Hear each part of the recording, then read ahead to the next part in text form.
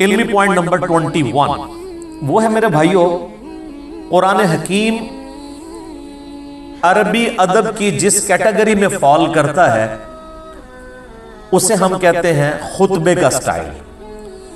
قرآن حکیم اس طرح کی کتاب نہیں ہے جیسا کہ آپ کوئی بھی دنیاوی رائٹر آپ دیکھیں گے جب کتاب لکھتا ہے تو وہ چیپٹرز بناتا ہے، ایک مقدمہ لکھتا ہے، پھر آگے ایک ترتیب کے ساتھ چیزوں کو مختلف چیپٹرز کے اندر ایڈریس کرتا ہے، جیسے ونس اپون اے ٹائم والا سٹائل ہے، اور اس میں ایک ربط پایا جاتا ہے۔ اس طرح کا ربط قرآن حکیم میں نہیں پایا جاتا جہاں تک چیپٹرز کی ترتیب کا تعلق ہے۔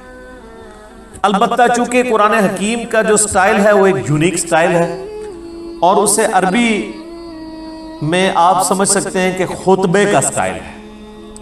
آپ یہ کہہ سکتے ہیں کہ قرآن حکیم collection of divine origins of almighty اللہ ہے، اللہ تعالیٰ کے خطبات، تقریروں کا مجموعہ ہے۔ ہر سورت ایک کمپلیٹ تقریر ہے، چاہے وہ مختلف اوقات میں نازل ہوئی، لیکن اگر آپ اس خطبے کو پورے کی پوری سورت کو ایز اے خطبہ دیکھیں گے تو آپ کو اس میں ایک مرکزی ٹاپک نظر آئے گا۔ جیسے ہمارے خطبہ حضرات بھی، چاہے وہ مذہبی لیڈرز ہوں یا پولیٹیکل لیڈرز ہوں، جب بھی تقریر کرتے ہیں تو ان کا ایک مرکزی ٹاپک ہوتا ہے، اس ٹاپک کے ارد گرد ساری گفتگو چلتی ہے۔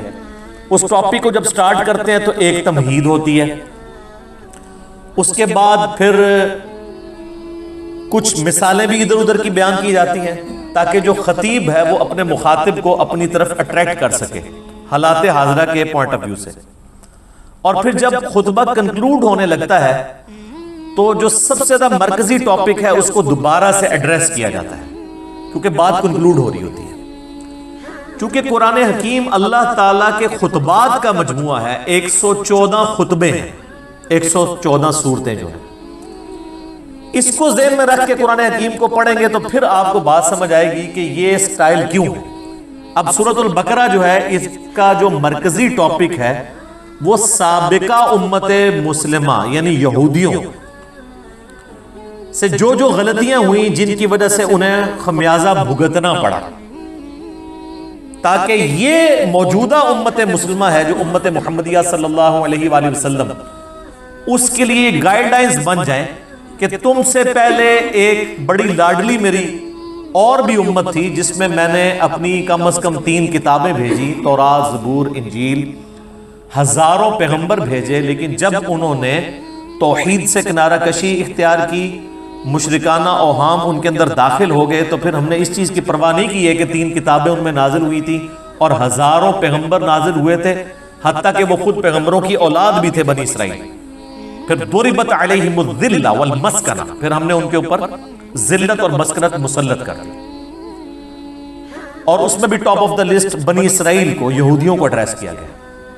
اس سے اگلی سورت سورہ آل عمران کے اندر مرکزی طور پر ایڈریس کیا گیا ہے کرسچنز کو، اور مضامین بھی بیان ہوئے ہیں لیکن مرکزی ٹاپک ہی ہے۔ اس لیے آپ دیکھیں جتنی بھی صورتیں ہیں ان کا آغاز بھی بڑا جاندار ہوتا ہے۔ سورۃ البقرہ ہی دیکھ لیں، الف لام میم ذالک الکتاب لا ریب فیہ، یہ وہ کتاب ہے جس میں شک کی کوئی جگہ نہیں ہے۔ اس کا صحیح ترجمہ ہے اس میں شک کی جگہ ہی نہیں ہے۔ ھدی للمتقین، ان لوگوں کے لیے ہدایت ہے جو ڈر جانے والے ہیں، یعنی جو زندگی میں اپنی عقل استعمال کر کے ایک دفعہ ضرور اس رزلٹ پہ پہنچتے ہیں کہ ساری کی ساری کائنات جس نظام کے تحت چل رہی ہے وہ نظام کسی کے بنانے سے بنا ہے۔ God is the only explanation of all the physical phenomena in this universe۔ اس کائنات میں ہونے والے ہر فزیکل فینامنا کے پیچھے خدا ہے، اللہ ہے۔ پھر وہ ڈر جاتے ہیں کہ وہ اللہ جس نے ہماری مرضی کے بغیر ہمیں پیدا کیا ہے وہ ہمارے ساتھ کچھ بھی کر سکتا ہے، اس کی طرف رجوع لاتے ہیں، غیب پر ایمان لاتے ہیں، نماز پڑھتے ہیں، اس کے دیے ہوئے رزق میں سے اس کی راہ میں خرچ کرتے ہیں۔ اور پھر سورۃ البقرہ کا اینڈ کتنی جاندار آیات پہ ہو رہا ہے، آمن الرسول بما انزل الیہ من ربہ والمؤمنون کل آمن باللہ وملائکتہ وکتبہ ورسلہ آنورڈ۔ اسی طریقے سے آپ ساری صورتوں کو دیکھیں تو ان کا سٹارٹ اور اینڈ بڑا جاندار ہے، اور پھر بیچ میں آپ کو مثالیں بھی بیان کی جائیں گی، واقعات بھی بیان کیے جائیں گے تاکہ بوریت نہ آئے. اور یہ قرآن حکیم کی میرے بھائیوں وہ خصوصیت ہے، قرآن بور نہیں ہونے دیتا. یہ نہیں ہے کہ اب سورۃ البقرہ شروع ہوئی ہے تو صرف یہودی ایڈریس ہو رہے ہوں گے یا ان کی کوئی ایک چیز خاص ایڈریس ہو رہی ہوگی. نہیں، اس میں کچھ مثالیں بھی بیان ہوں گی، کچھ واقعات بھی بیان ہو جائیں گے اس سے پہلے کے. پھر اس کے بعد ایک کنکلوژن نکالا جائے گا، پھر گائیڈ لائنز ہوں گی، یونیورسل ٹروتھ آئیں گے. 7 یونیورسل ٹروتھ سورہ بقرہ میں آئے ہیں. بنی اسرائیل کے واقعات کو اللہ تعالیٰ نے ایڈریس کر کے ہر واقعے کے بعد ایک یونیورسل ٹروتھ بیان کیا ہے کہ یہ میرا رول ہے، جو یہ کرے گا چاہے وہ جو کوئی بھی ہو اس کے ساتھ یہ ہو جائے گا. اس لیے قرآن حکیم میں انسان کا انٹرسٹ لوز نہیں ہوتا، بشرطے کہ قرآن پڑھتے ہوئے آپ کو یہ بات سمجھ آئے کہ قرآن کس سٹائل میں لکھا گیا ہے، کس سٹائل میں نازل ہوا ہے. مولانا مودودی رحمہ اللہ تعالیٰ نے جو تفہیم القرآن کا مقدمہ لکھا ہے نا، وہ مقدمہ ہی اسی کے اوپر ہے کہ ہمارے عام نوجوان بڑے شوق سے قرآن ترجمے والا لے کے بیٹھتے بھی ہیں، تب بھی ان کو کئی ایک باتیں ان کو قرآن میں ایک تو ربط نظر نہیں آتا، کیونکہ ہم تو ان کتابوں کے عادی ہیں نا جو انسانوں کی لکھی ہوئی کتابیں ہیں. وہ تو ایک سیکوینس سے چل رہی ہوتی ہیں، ان کا سٹائل ڈیفرنٹ ہوتا ہے، وہ بکش سٹائل ہوتا ہے. قرآن کا سٹائل بکش نہیں ہے، قرآن کا سٹائل جو ہے وہ ہے خطبے، ایڈریس کرتا ہے آپ کو. اسی لیے مولا علی رضی اللہ تعالیٰ عنہ علیہ السلام کا قول ہے کہ جب میں نے اللہ سے گفتگو کرنی ہوتی ہے تو میں نماز پڑھتا ہوں، اور جب میری خواہش ہوتی ہے کہ میرا اللہ مجھ سے گفتگو کرے تو میں قرآن پڑھتا ہوں.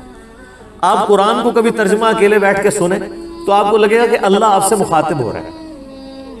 یہ والی کوالٹی کسی الہامی کتاب میں نہیں تھی، باقی کتابیں سلیبس کی فارم میں تھی. اس لیے ہم کہتے ہیں یہ قرآن کتاب اللہ بھی ہے اور کلام اللہ بھی ہے، اور اسی لیے اللہ کی صفت بھی ہے. یہ آپ کو ایڈریس کرتی ہے، بندہ ہل جاتا ہے. آپ کو پتہ ہے یہ صوت القرآن چینل 1992 میں جب ایکس پرائم منسٹر پہلی دفعہ پرائم منسٹر بنے تھے تو اس وقت انہوں نے یہ صوت القرآن چینل شروع کیا تھا جو ریڈیو کے اوپر چلتا ہے.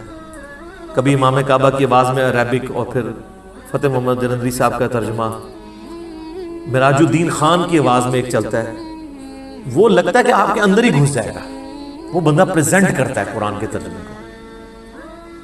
پھر بولنے کا سٹائل کہ مخاطب کے دل میں اتر جائے وہ بات. تو آپ کو وہ ترجمہ سن کے اپنی زبان میں، جن لوگوں کو عربی نہیں آتی ان کو بھی فیل ہوتا ہے کہ واقعی اللہ مجھ سے گفتگو کر رہا ہے. خطبے کا سٹائل. تو مودودی صاحب نے اس مقدمے میں لکھا کہ ہمارے نوجوان لے کے بیٹھتے بھی ہیں، تب بعد میں پریشان ہو جاتے ہیں کہ یار یہ عجیب بے ربط آیات ہیں، کبھی کوئی بات شروع ہو جاتی ہے، کبھی کوئی بات شروع ہو جاتی ہے.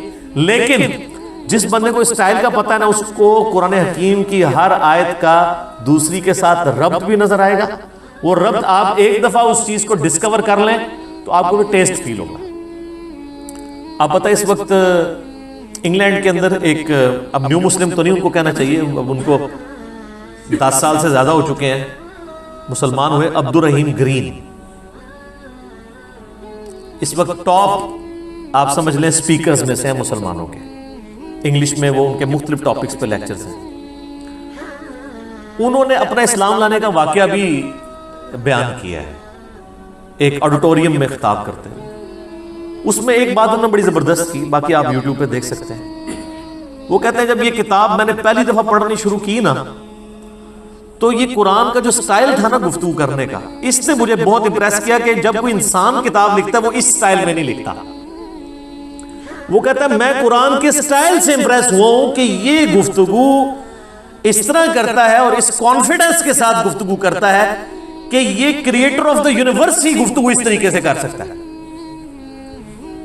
انسان تو اتنے اعتماد سے دوسرے کے ساتھ بات ہی نہیں کر سکتا. اس میں جو کانفیڈنس ہے کتاب کے اندر، پھر اس کتاب کا جو سٹائل ہے وہ بتاتا ہے کہ یہ انسان کی لکھی ہوئی کتاب نہیں، کیونکہ انسان جب بھی کتاب لکھتا ہے نا ایک خاص سیکوینس کے تحت لکھ رہا ہوتا ہے، چیپٹرز بناتا ہے، اور یہ بالکل ڈیفرنٹ سٹائل ہے. حالانکہ اس کو اس وقت یہ نہیں پتا تھا کہ اس کا سٹائل کون سا ہے، خطبے کا سٹائل ہے. تو خطبہ تو اسی طرح ہی ہوتا ہے. خطبے کا سٹائل ہے اس لیے کہ خطیب کا کام یہ ہوتا ہے کہ وہ اپنے مخاطب کے دل میں اپنی بات اتارے. تو اللہ تعالیٰ اس کتاب کا خطیب بھی ہے، اور یہ کتاب اللہ کی صفت ہے. یہ مخلوق نہیں ہے، غیر مخلوق ہے، کیونکہ کلام متکلم کی صفت ہوتا ہے. میں پچھلے لیکچرز میں اس کو ڈسکس کر چکا ہوں.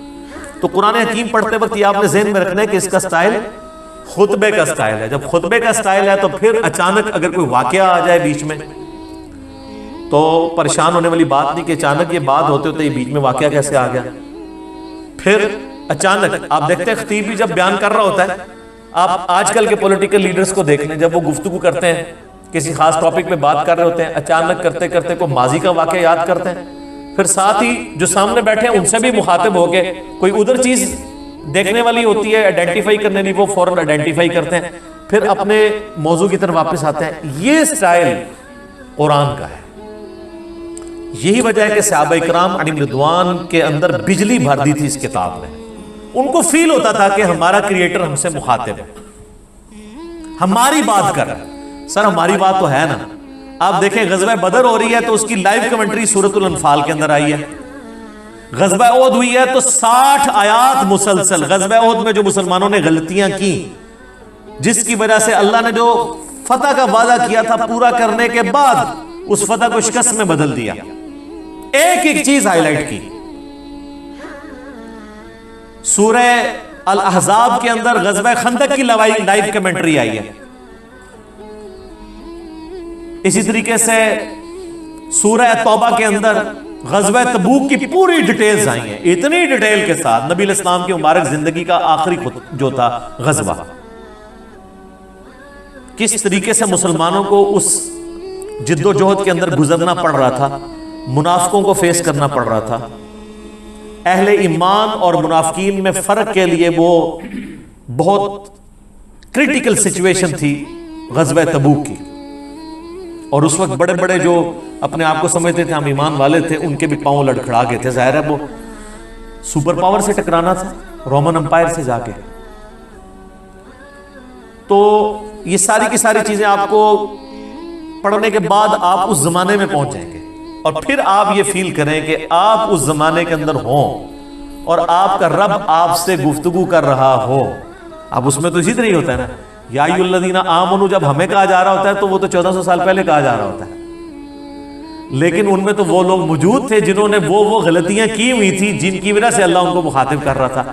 تو ان پہ اس چیز کی جو کیفیت طاری ہوتی تھی نا, وہ آج اس لیول کی کیفیت کبھی طاری نہیں ہو سکتی, لیکن اس کے قریب قریب ضرور ہے.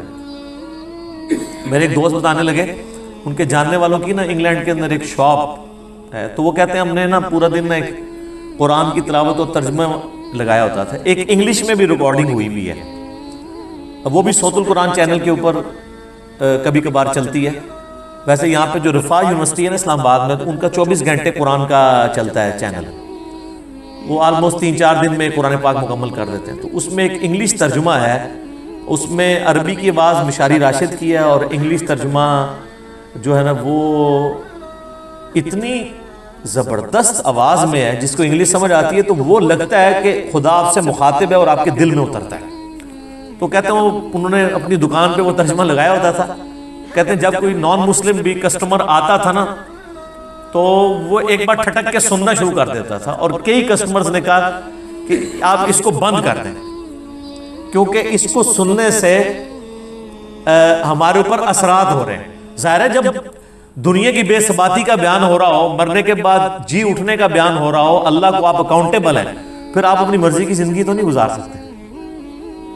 میری خواہشات اور میری ذات کے درمیان سب سے بڑی رکاوٹ کون ہے؟ اللہ. اگر اللہ کو میں نکال دوں تو میں اپنی مرضی کی زندگی گزار سکتا ہوں. اس لیے آپ دیکھیں کہ جتنے ایتھیسٹ ہیں, منکرین خدا ہیں, وہ بیسیکلی منکرین خدا نہیں ہوتے ہیں, بلکہ وہ اپنی مرضی کی زندگی گزارنا چاہتے ہیں. اس لیے پھر اس کے لیے پہلی شرط یہ ہے کہ خدا کو بیچ میں سے نکال دیں, ورنہ یہ تو ہر وقت لٹکتی ہوئی تلوار ہے خدا کا کانسیپٹ کہ آپ اکاؤنٹیبل ہیں کسی کو, آپ کی جواب دہی ہونے والی ہے مرنے کے بعد. تو یہ قرآن حکیم کا خطبے کا سٹائل ہے. یہ قرآن پڑھتے وقت یہ چیز ذہن نشین ہونی چاہیے.